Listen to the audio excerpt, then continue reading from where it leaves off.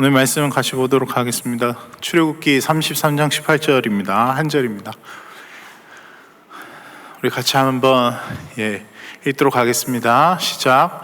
모세가 이르되 원하건대 주의 영광을 내게 보이소서. 아멘. 하나님께서 우리에게 주시는 영광이라는 것은 세상에 있는 빛들과는 비교할 수 없는 것입니다. 세상의 빛은 영원하지도 않고 또 그렇다고 하나님의 영광보다 더 빛나지도 않죠. 그렇기 때문에 하나님의 영광의 빛을 받는 사람들에게 있어서는 그 생명이 영원히 살아 숨쉴 수 있게 됩니다. 그리고 그 영광을 받은 사람들은 그 영광이 보여주시는 빛을 따라서 그렇게 살아갈 수 있는 힘과 용기를 얻게 됩니다. 그렇기 때문에 영광이라는 것은 우리의 삶에서 하나님이 나에게 주시는 그 독특한 생명력뿐만 아니라 다른 사람을 옳은 대로 비추는, 우리가 오늘 찬양했듯이 그렇게 별과 같이 비추는 존재로 우리를 만드시는 근원적인 존재가 바로 영광입니다. 그래서 우리가 그것에 대해서 반사체로서 우리가 살아가고 있죠. 우리가 밤하늘을 보면은 참 어둡지만은 별빛이 보이게 만듭니다. 그 어두움이. 인간은 별을 보면서 그 빛을 보면서 방향을 찾기도 하고 자신의 가치와 꿈을 찾기도 하였습니다. 다시 회복하고 다시 일어서기도 하면서 밤하늘의 빛을 동경했습니다. 그런데 언젠가부터 우리 주변에 이제 저궤도 위성이 많이 움직이고 있습니다. 현재 한 7,500여 개가 이 지구상을 돌아가고 있다고 합니다. 근데 앞으로 이 위성이 앞으로 10배는 더 늘어난다고 합니다. 그렇게 되면은 충분히 예상 가능한 일이죠. 여러분, 하늘을 딱 보았을 때 어떤 느낌이 들겠습니까? 사실은 명지에서 저도 새벽에, 오늘도 이제 목회자들은 6시 근처가 되면은 교회로 오니까요. 겨울이 되면은 짙은 어둠 속에서, 또 때로는 우리 젊은이 사역자들은 주일 밤까지도 열심히 사역을 하고 나면 집으로 돌아갈 때쯤이면 별이 보이는 때도 자주 있습니다. 그렇게 보면은 요새는 이 명지에 흔치 않게, 심심치 않게 엄청나게 밝은 빛을 볼 수가 있습니다. 근데 알고 보니까 그게 이제 소위 말하는 저궤도 위성인 거죠. 보기에는 그냥 빛 같지만, 그러나 그 빛은 영원하지 않고 우리의 삶에서 우리가 죽기 전에 우주 쓰레기가 되어서 사라질 빛들입니다. 이러한 빛들이 이 밤하늘에 엄청나게 이제 많이 나오게 된다는 것이죠. 그 언젠가 우리는 밤하늘 가운데 펼쳐진 영원한 별빛의 항로를 보지 못하고 고개를 숙여서 우리 손에 있는 그 가짜 별이 뿜어내는 그 에너지를 통해서 GPS라는 것을 우리의 손에 들고 그것이 나침반이라고 생각하면서 살아갑니다. 그렇게 철석같이 우리가 믿고 있던 빛인 인공위성은 우리가 사는 날 동안에 결국 우주 쓰레기가 되어서 사라져 버리죠. 작년에 있었던 그 카톡 대란처럼 초연결, 초현실, 그것을 따라가면 다 될 거라고 생각했던 그 모든 것들이 우리를 비웃듯 그렇게 사라질 수 있을 것입니다. 그때서야 우리는 하나님이 직접 말씀으로 창조하신 저 별들의 가치, 우리가 죽는다고 해서 우리같이 100년, 120년을 채 못 사는 인간들이 사라진다 하더라도 그 별들은 사라지지 않고 그것을 이해하게 될 때쯤이야 그 별빛들의 가치를 알게 될 것입니다. 하나님은 아브라함에게 그러한 별빛들처럼 많은 자손들을 주시겠다고 약속을 하셨습니다.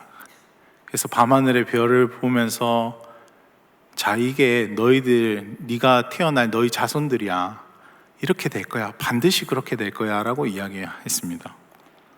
근데 이 별들이 단순히 많은 민족을 주시겠다는 의미로 별을 보여준 것만이 아니라 두 가지 의미를 더 내포합니다. 첫째는 이 별빛과 같은 존재가 그리스도의 자녀들이다. 그리고 그리스도의 자녀로서의 명예다.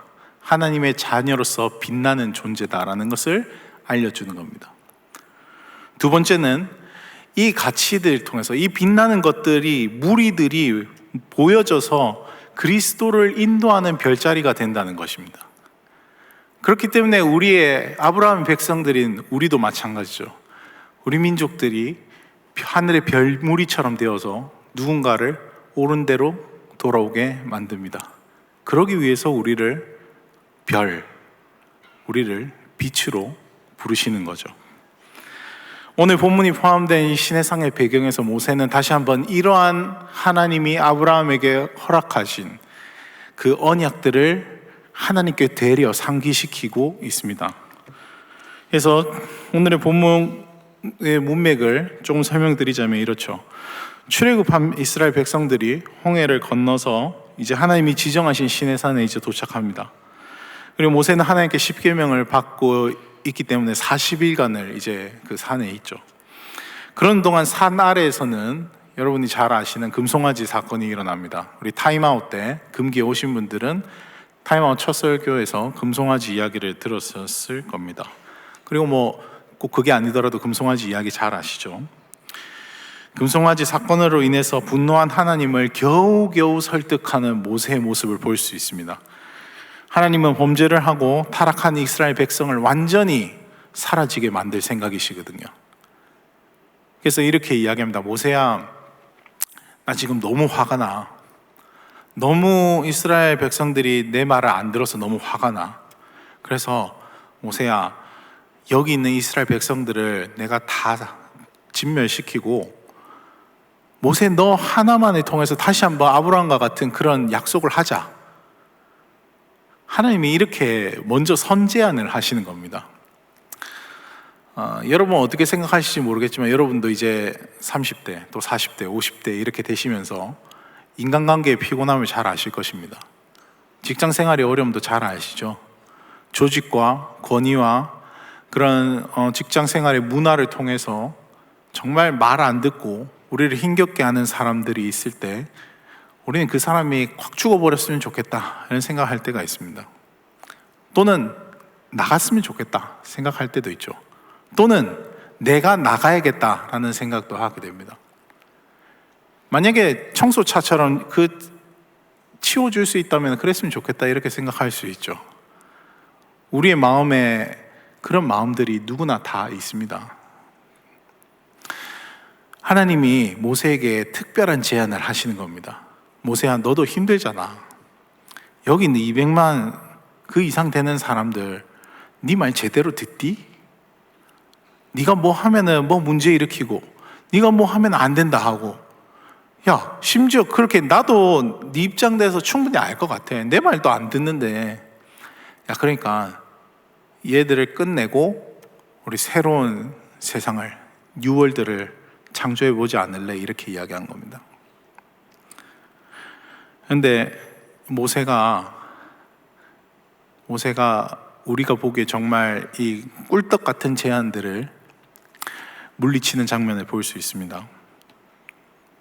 제가 출애굽기 32장 7절 14절을 세 번역으로 읽어드리겠습니다. 여러분 이제 하나님의 말씀을 들으십시오. 주님께서 모세에게 말씀하셨다. 어서 내려가 보아라. 내가 이집트 땅에서 이끌어낸 너의 백성이 타락하였다. 그들은 내가 그들에게 명한 길을 이렇게 빨리 벗어나서 그들 스스로 수송아지 모양을 만들어 놓고서 절하고 제사를 드리며 이스라엘아, 이 신이 너희를 이집트 땅으로 이끌어낸 너희의 신이다 하고 외치고 있다. 주님께서 다시 말씀하셨다. 나는 이 백성을 살펴보았다. 이 얼마나 고집이 센 백성이냐. 이제 너는 나를 말리지 말아라. 내가 노하였다. 내가 그들을 쳐서 완전히 없애버리겠다. 그러나 너는 내 큰 민족으로, 내가 큰 민족으로 만들어주겠다. 모세는 주 하나님께 애원하였다. 주님, 어찌하여 주님께서 큰 권능과 강한 손으로 이집트 땅에서 이끌어내주신 주님의 백성에게 이와 같이 노하십니까? 어찌하여 이집트 사람이 그들의 주가 자기 백성에게 재앙을 내리려고 그들을 이끌어내어 산에서 죽게 하고 땅 위에서 완전히 없애버렸구나, 이렇게 말하게 하려 하십니까? 제발 진노를 거두시고 뜻을 돌이키시어 주님의 백성에게서 이 재앙을 거두어 주십시오.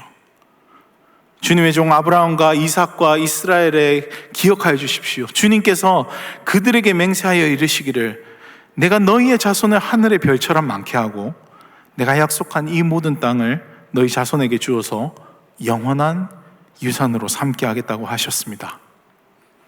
모세가 이렇게 간구하니 주님께서는 뜻을 돌이키시고 주님의 백성에게 내리시겠다던 재앙을 거두셨다.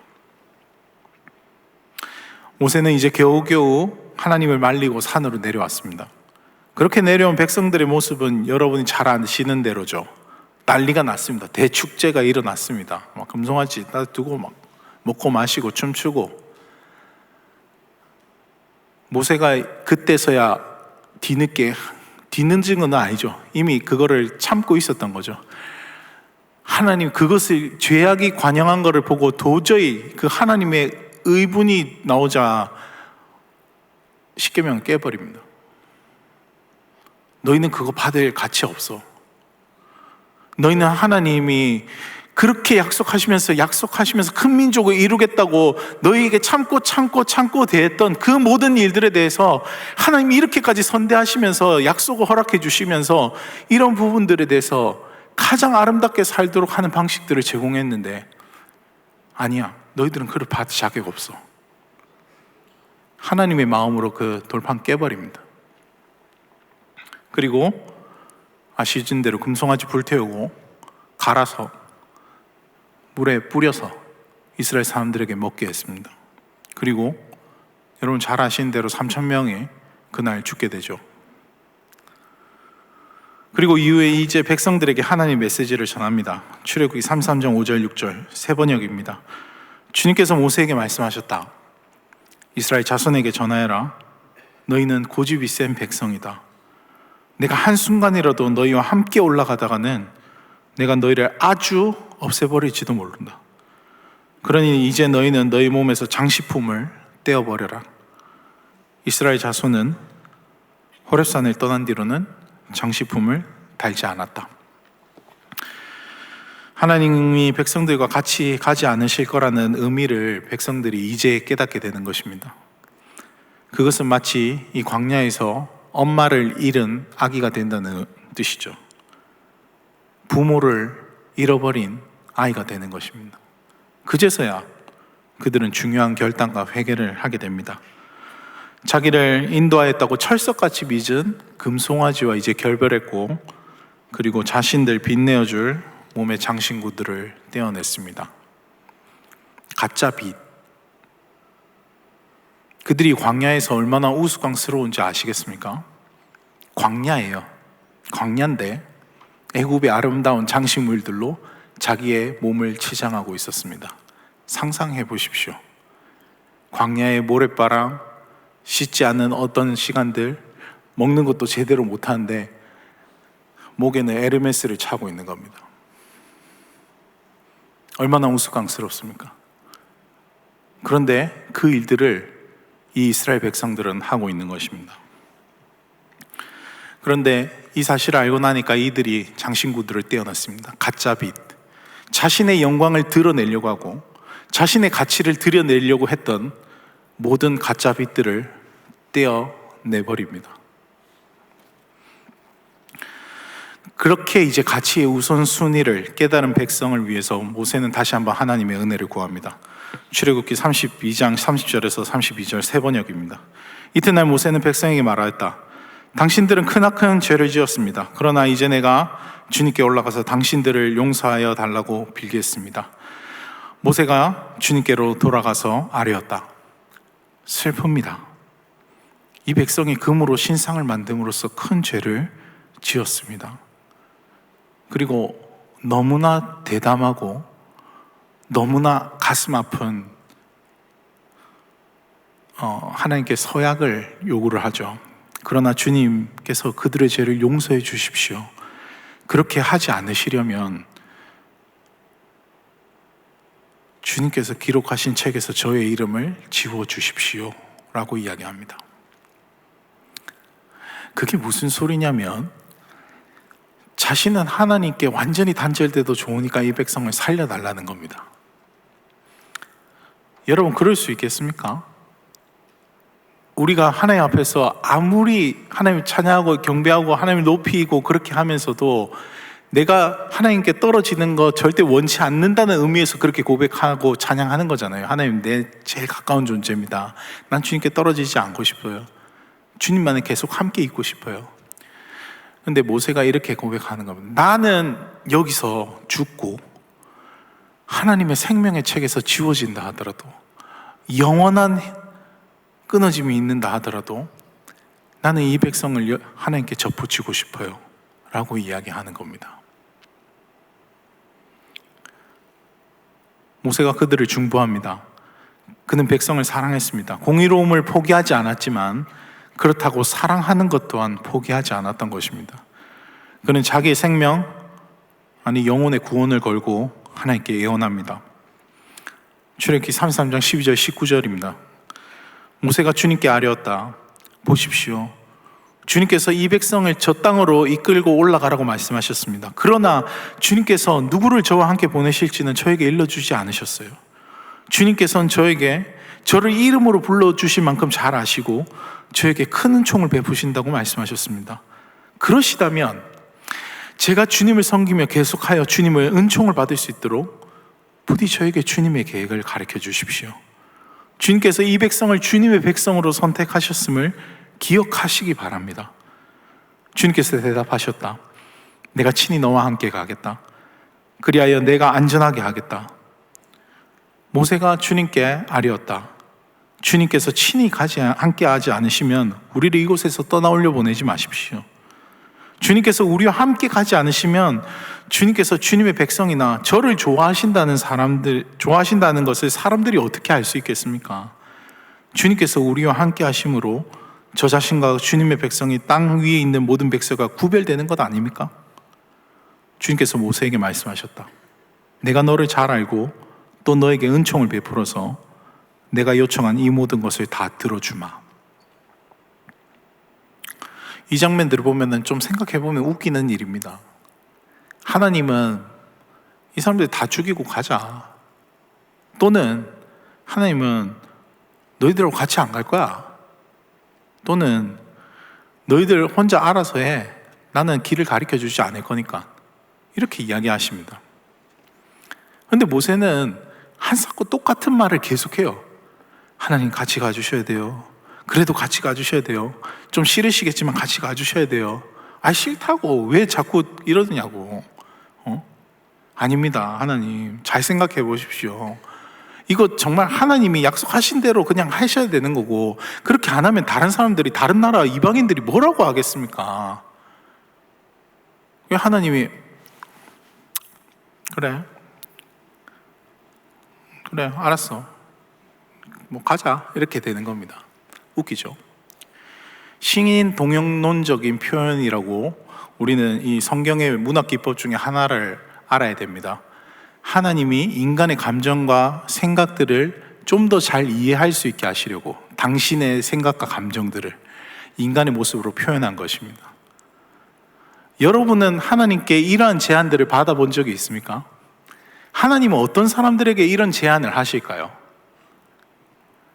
여러분, 하나님과의 사귐이란 것은 이런 것입니다. 하나님의 내면의 심정을 알고 있는 사람이에요. 그게 무슨 뜻이냐면, 겉으로는 하나님이 되게 야박하게 굴고 이렇게 하지만 사실은 속에는 정말 하고 싶은 말이 있는 거예요. 나 이 백성 사랑한다. 근데 나의 공의로움으로 내가 이 사람들 다 죽여버릴 것 같아. 중보자가 필요해. 내 마음 같이 이해해주고 내 마음의 소리 대변해 줄 사람 없니? 여러분이 그런 사람들인가요? 그렇다면 여러분들은 정말 행운아입니다. 여러분은 여러분의 삶에 진짜 빛을 가지고 있기 때문입니다. 사실 이게 농담조로 좀 이야기했지만 심각한 겁니다. 200만 명 이상의 사람들을 한 번에 죽일 수 있는 상황이에요. 모세는 그거를 막아섭니다. 하나님의 자비로우심과 공의하심, 그리고 하나님의 사랑을 언급하면서 말씀을 약속받은 말씀을 근거로 해서 그것을 붙잡습니다. 그리고 하나님이 거기에 대해서 응답을 하셨던 거죠. 이제 똑같은 내용의 모세가 세 번째 간청을 하게 됩니다. 총 4번의 간청을 하게 되는데 내용이 다 거의 똑같아요. 내용들이. 세 번째 간청이 이겁니다. 18절, 그때 모세가 주님 저에게 주님의 영광을 보여주십시오 라고 간청하였다. 주님께서 대답하셨다. 내가 나의 모든 영광을 내 앞으로 지나가게 하고 나의 거룩한 이름을 선포할 것이다. 나는 주다. 은혜를 베풀고 싶은 사람에게 은혜를 베풀고 불쌍히 여기고 싶은 사람을 불쌍히 여긴다. 우리의 삶에서 이 영광이 참된 빛입니다. 진짜 빛입니다. 모세는 진짜 빛을 요구했습니다. 왜냐? 가짜 빛, 자신의 가치를 높이기 위한 장신구들, 자신의 길을 인도했다고 믿는 금빛 송아지들, 모든 가짜되는 금빛들은, 그 빛들은 우리의 삶을 인도해 주지도 않고요, 우리의 삶의 가치를 올려주지도 않습니다. 우리의 정체성의 한 톨도 우리의 가치를 올려줄 수 있는 그무엇이 아닙니다. 모세는 알았던 거죠. 우리를 인도해야 될 빛, 우리 자신의 가치와 명예를, 우리의 정체성을 드러낼 수 있는 유일한 근원은 진짜 빛인 하나님의 영광이어야 된다는 것을 모세가 알고 그 영광을 나에게 주십시오, 우리의 백성에게 주십시오라고 이야기를 하는 겁니다. 우리는 이 부분에서 이 영광에 대해서 우리의 예배 가운데, 삶 가운데 어떻게 요구하고 있는지를 생각해 볼 수 있습니다. 여러분들은 수없이 많이 하나님께 영광을 돌린다라는 말을 들었을 겁니다. 그분의 합당한 영광을 돌린다라고 이야기를 합니다. 우리에게 주신 그 영광스러운 것들을 하나님께 다시 돌려드린다는 이야기죠. 만약에 우리가 하나님께 가짜 빛을 올려드린다면 어떻게 될까요? 그걸 돌려드린다고 한다면 그것이 과연 영광이 될 것이며 하나님의 기쁨이 되겠습니까? 그렇지 않을 것입니다. 또한 이 모세가 영광을 구한 것들에 대해서 여러분들 잘 생각해 보십시오. 우리 예배 때 왜 하나님의 영광을 구합니까? 우리의 삶에서 왜 하나님의 영광을 구하죠? 우리는 때론 착각을 합니다. 그 예배의 영광스러운 하나님의 빛을 통해서 우리가 회복되고 치유되고 우리가 은혜를 받는 것을, 그게 목표라고 생각하는 사람들이 있습니다. 근데 모세는 그렇지 않다는 거예요. 모세는 그 영광을 왜 받아야 하냐면, 왜 얻어야 하냐면, 그것이 타인을 위해서 하나님이 꼭 필요하다고 생각하는 것이기 때문입니다. 여러분들은 여러분이 받는 영광, 이것들을 어떻게 사람들에게 나누십니까? 이것은 너무나 중요한 일입니다. 우리는 어두운 인생을 삽니다. 그 인생의 길에서 금빛 송아지를 만들죠. 그러나 금빛 송아지의 금빛이 길을 인도해 주지 않습니다. 우리 스스로 빛나는 장신구를 달고 광야를 걷습니다. 그러나 그 장신구의 빛이 우리의 가치를 올려주지 않습니다. 오히려 우리의 영혼은 더 어두워질 뿐이죠. 모세는 주님께 구합니다. 동행하여서 영원한 빛이 되어달라고. 그는 하나님의 영광의 빛을 구합니다. 현대 크리스찬들은 이 부분이 숨이 넘어가는 부분이라고 생각하지 않습니다. 그러나 하나님의 영광을 본다는 것은 모세에게는 목숨을 거는 일이죠. 하나님의 영광을 보는 사람은 다 죽으니까요. 하나님의 직통으로 봐서 살아남을 자는 없다는 게 정설입니다. 모세는 영혼의 숨통을 거는 일을 하려고 합니다. 영원한 흑암을 각오하는 일들을 하려고 합니다. 그 빛을 구하는 것은 자신 때문이 아닙니다. 가짜 빛을 자신의 몸에 붙이고 다니며 신난 백성이 아니었습니다. 그가 빛을, 영광을 구했던 것은 자신의 영광을 위해서가 아니라 그들의 생명을 살리기 위해서입니다. 모세는 진짜 빛 영광을 구했습니다. 우리의 가치가 드러나야 될 이유가 뭡니까? 우리의 가는 길이 비춰져야 하는 이유가 뭡니까? 우리 때문이 아니라 하나님이 사랑하시는 우리 주변의 사람들을 위해서입니다. 예배도 그렇게 생각하셔야 되고 우리의 삶도 그렇게 생각해야 됩니다. 여러분의 가치가 올라가는 모든 순간 하나님께 영광을 돌릴 뿐만 아니라 그 영광은 다른 사람들을 위해서 돌려져야 됩니다.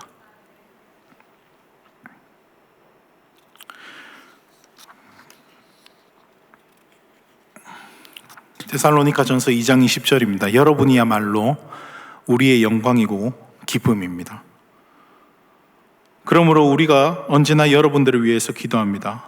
그것은 우리 하나님께서 여러분을 그의 부르심에 합당한 사람이 되게 해주시며 또 그의 능력으로 모든 선한 뜻과 믿음의 행위를 완성해 주시기를 비는 것입니다. 이렇게 해서 우리 하나님과 주 예수 그리스도의 은혜로 우리 주 예수의 이름이 여러분에게 영광을 받고 여러분도 그리스도 안에서 영광을 받게 하려는 것입니다. 가짜빛이 많은 시대입니다. 밤하늘에 떠도는 가짜빛은 진짜 별무리들의 빛을 가립니다. 주님은 별과 같이 우리를 어둠 가운데 뿌리시고 세상의 빛이 되길, 세상의 나침반이 되길 원하십니다. 그런 우리가 가짜 빛을 동경하다 못해 가짜 빛이 되려고 하는 것은 바르지 않습니다. 스스로 빛을 내려는 시도, 하나님이 원하시지 않는 불을 피우며 드리는 빛나는 예배는 그 어떤 것도 진짜 빛 대신 하나님의 영광을 볼 수 없을 것입니다. 하나님의 영광, 진짜 빛을 보기 원하십니까? 그러면 여러분의 몸에 장신구를 제하십시오. 가짜 빛들을 버리십시오. 그리고 겸손히 스스로 빛나기를 포기하십시오. 그렇게 목회자의 길처럼 여러분도 여러분 삶에 부르신 목회자라고 생각하면서 이 길을 가십시오. 누군가의 예배를 위해서, 누군가의 삶의 예배를 위해서, 누군가의 영광을 위해서 자신을 하나님께 내어드리십시오. 모세처럼 아무리 힘들어도, 아무리 괴로워도 내게 주신 사람들을 향해서 그들이 주님의 영광이요, 그들이 나의 영광이라고 생각하면서 내가 하나님 앞에 절규하며 부르짖을 때 비로소 그 사람은 진정한 하나님의 영광을 보는 사람이 될 것입니다. 그 참빛을 소유한 사람이 누군가에게 또 한 참 영광을 드러내며 보여줄 수 있는 사람이 될 것입니다. 그렇게 될 때 어떻게 됩니까? 우리는 가짜빛에 현혹되어서 날마다 우리의 가치를 드러내려고 혈안이 되지 않게 되는 것입니다. 날마다 우리의 두려움을 감추려고 우리의 길이 어디 있는지를 두리번거리기, 하나님의 말씀이 아닌 다른 것으로 섭취하고 따라가려는 시도를 그치게 됩니다.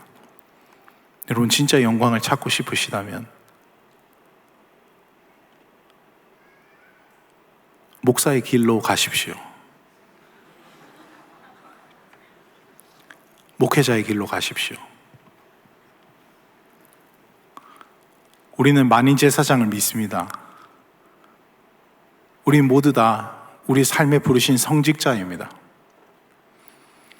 목사에게만 고귀한 거룩한 잣대를 대지 마십시오. 왜 목회자가 그렇게 됐습니까? 할 때 여러분 모두 다 기구한 사정을 가지고 목회자가 됩니다. 아무리 능력이 많고 돈이 많아도 그거 버리고 목회자가 됩니다. 여러분, 하나님이 여러분을 여러분의 직업 가운데 그렇게 부르셨습니다.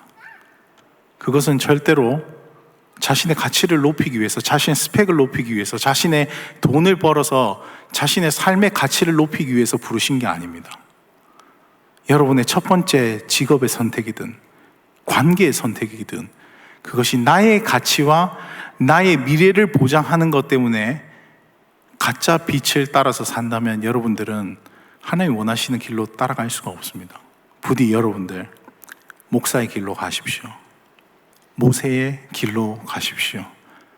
그러면 여러분 인생의 진짜 빛으로 인해서 여러분들은 갈팡질팡하지 않는 인생을 살 것입니다. 여러분은 날마다 스스로를 정죄하고 비난하고 우울하고 내가 왜 살지라는 고민을 하지 않게 될 것입니다. 그게 하나님이 우리에게 주신 영광의 가치입니다. 하나님 우리에게 약속하셨습니다. 밤하늘의 별과 같이 너희들은 세상의 빛이다. 세상의 빛은 절대 숨길 수 없다. 하나님의 영광을 참 빛을 받은 반사체로서 살아간다면 우리는 누군가를 하나님께 옳은 대로 돌아오게 하는 정말 아름다운 별들이 될 것입니다. 그러한 마음으로 살아내는 우리가 되길 간절히 소원합니다. 우리 같이 찬양하면서 이제 기도했으면 좋겠습니다. 우리의 믿음은 우리의 삶과 참 다를 때가 많이 있습니다. 우리의 가짜 장신구들을 떼어내고, 우리의 가치를 높여줄 것 같은 가짜들을 떼어내고 살아가겠노라고 고백하지만 그렇지 못할 때가 많이 있습니다. 그러나 괜찮습니다. 하나님의 말씀 앞에 다시 무릎 꿇는다면 하나님은 하나님의 영광을 보여주실 것입니다. 그 영광 가운데 우리는 우리의 가치와 우리의 길들을 다시 한번 발견하게 될 것입니다. 혼란스러우신 분이 있습니까? 마음에 우울한 사람이 있습니까? 나 같은 게 왜 살아서 이러고 살지? 생각하시는 분 계세요? 내 미래는 도대체 어떻게 되는 거지? 너무 불안하다. 남들은 장가도 가고 시집도 가고, 남들은 돈도 벌고, 남들은 이것도 하고 저것도 하는데 왜 나는 안 되지? 그러신 분이 있습니까? 그 일이 잘 되든 잘 안 되든 여러분, 하나님이 주신 여러분의 길로 가십시오. 목사의 길로 가십시오. 그럴 때 하나님께서 진정으로 우리에게 우리의 마음에 도저히 흠집이 나지 않는 그런 영광스러운 가치로 우리를 인도하실 것입니다. 그러한 기쁨으로 분명히 살아내게 될 것입니다. 그러한 믿음으로 주 앞에 기도하며 나아가길 소원합니다.